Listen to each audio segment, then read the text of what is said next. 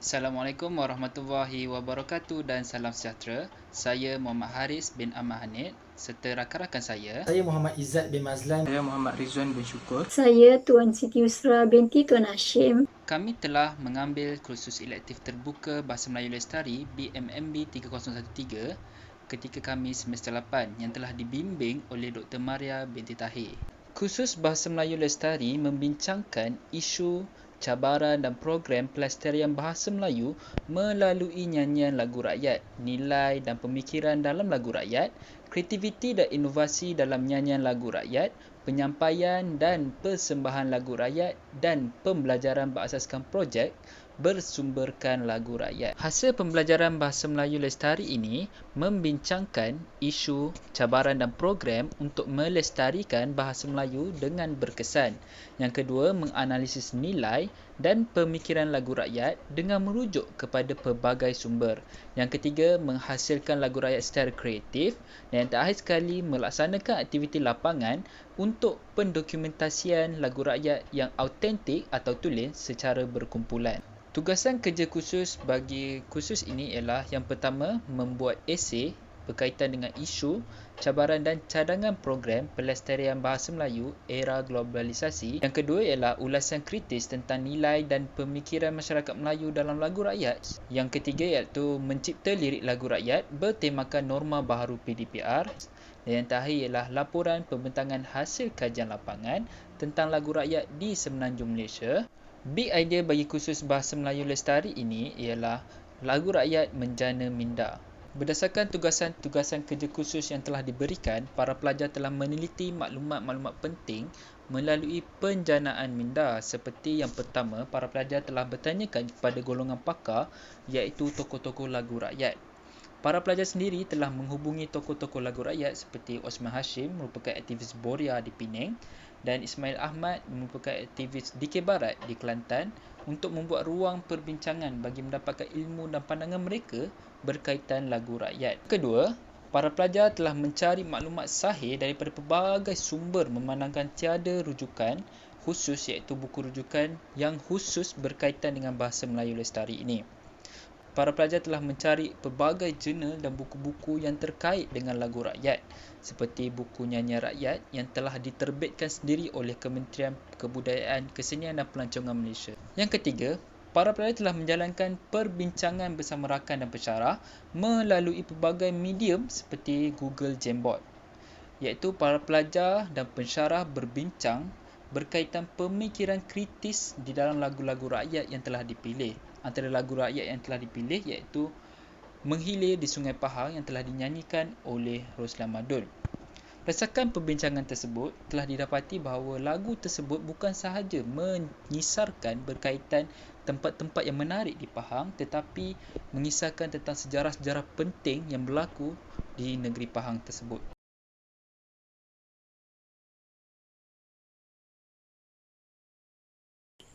Bagi elemen komunikasi, kami telah mengaplikasikan komunikasi lisan yang bertata susila untuk mengundang tokoh lagu rakyat menyertai Google Meet bersama kami. Kami juga telah menyediakan soalan yang relevan untuk mendapatkan pandangan tokoh tentang isu dan cabaran dalam melestarikan lagu rakyat pada era globalisasi kini. Seterusnya, untuk elemen kreativiti, kami telah merujuk pelbagai sumber untuk mendapatkan maklumat tentang tokoh dan seterusnya menghubungi dua orang tokoh lagu rakyat untuk menyertai Google Meet. Kami juga telah mencipta lirik lagu rakyat berasaskan pantun 4 karat. Untuk elemen yang ketiga, kolaboratif, secara berkumpulan, kami telah mencari maklumat tentang tokoh lagu rakyat yang masih wujud di Malaysia. Sebagai contoh, kami mencari maklumat daripada pelbagai sumber menggunakan teknologi maklumat dan komunikasi iaitu TMK untuk mengumpul biodata tokoh yang masih aktif di Malaysia daripada Kedah, Kelantan, Pahang, Johor Negeri Sembilan dan juga Pulau Pinang. Untuk yang keempat, pemikiran kritis dan kemahiran menyelesaikan masalah. Memandangkan kami tiada kepakaran untuk mencipta lirik lagu rakyat, maka sebagai alternatifnya, kami telah menjemput Encik Roslan Madun untuk mengandalikan bengkel penciptaan lagu rakyat.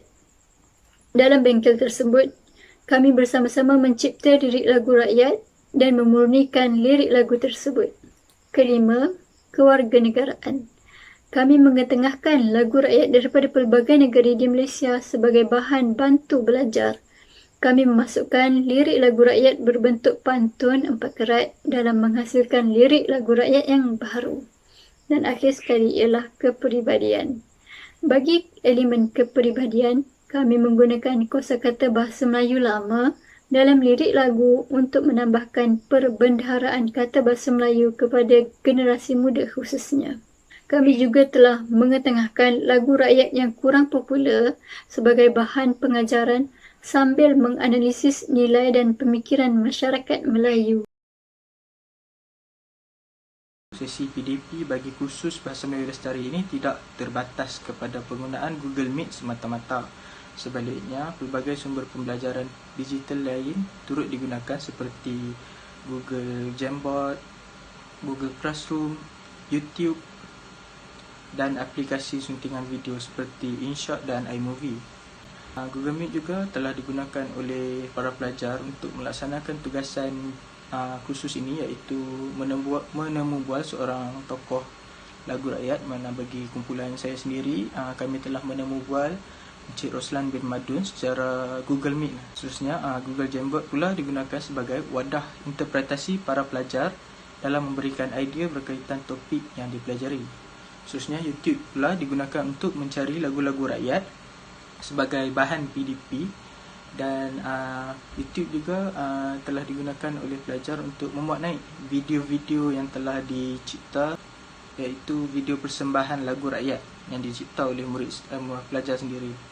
Bila akhir sekali, aplikasi suntingan video seperti InShot dan iMovie juga digunakan oleh pelajar untuk menyunting video-video persembahan lagu rakyat yang dicipta oleh pelajar sendiri. Di kursus Bahasa Melayu Lestari ini, inovasi yang dibangunkan adalah berkonsepkan penciptaan lirik lagu rakyat yang mengikuti tema pandemik COVID-19 dengan mengubah suai lirik lagu rakyat yang sedia ada. Hal ini berdasarkan tugasan 3 yang memperuntukkan kami para pelajar untuk mencipta lirik lagu sendiri, iaitu bertemakan norma baharu PDP. Oleh hal yang demikian, para pelajar kemudiannya tugaskan untuk menghasilkan lirik lagu ini dan mengikut tema yang diberikan, kemudian menyesuaikan dengan irama serta melodi lagu rakyat yang dipilih. Dan dalam pada itu, saya juga tidak terkecuali untuk menghasilkan lirik lagu rakyat sendiri menggunakan irama cindai. Dan jika dilihat dengan lebih teliti berkaitan dengan baik-baik kata lagu ini diciptakan dengan berdasarkan rangkap-rangkap pantun, dan oleh itu saya hanya perlu mengubah rangkap pantun tersebut dengan menggunakan perkataan-perkataan tersendiri yang menarik dan disesuaikan dengan melodi dan irama yang sedia ada. Saya rakan-rakan juga telah menganjurkan satu program, iaitu program bersama dengan seorang penggiat seni lagu rakyat, iaitu Roslan Madun, iaitu berkaitan dengan satu bengkel penciptaan pantun. Nak membayangkan maksud. Sebagai contohnya, kalau maksud tu tentang kejayaan, dalam pembayar juga kena ada elemen-elemen kejayaan itu.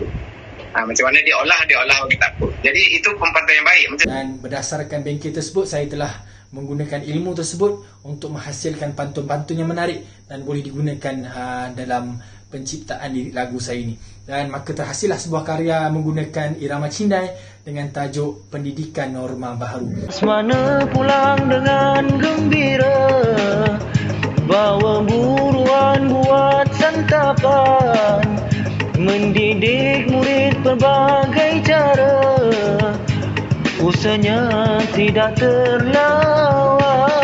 Dan saya dan rakan-rakan perlu menghasilkan video nyanyian lagu rakyat berdasarkan lirik lagu sendiri itu dengan kreativiti dan gaya yang tersendiri. Dan selepas itu kami menyuntingnya dalam pelbagai aplikasi seperti InShot, CapCut dan banyak lagi. Dan kami telah himpunkan video-video yang telah kami cipta tersebut pada suatu ruangan aplikasi YouTube yang memudahkan orang awam untuk mengaksesnya, terutama sekali guru-guru dan para pelajar. Hal ini demikian kerana hasil-hasil kerja kami itu telah digunakan dan diaplikasikan dalam PDPR yang digunakan oleh guru-guru khususnya serta para pelajar dan dijadikan sebagai bahan dalam pembelajaran. Dan itulah yang sebenarnya yang dikenali sebagai inovasi yang digunakan oleh orang lain.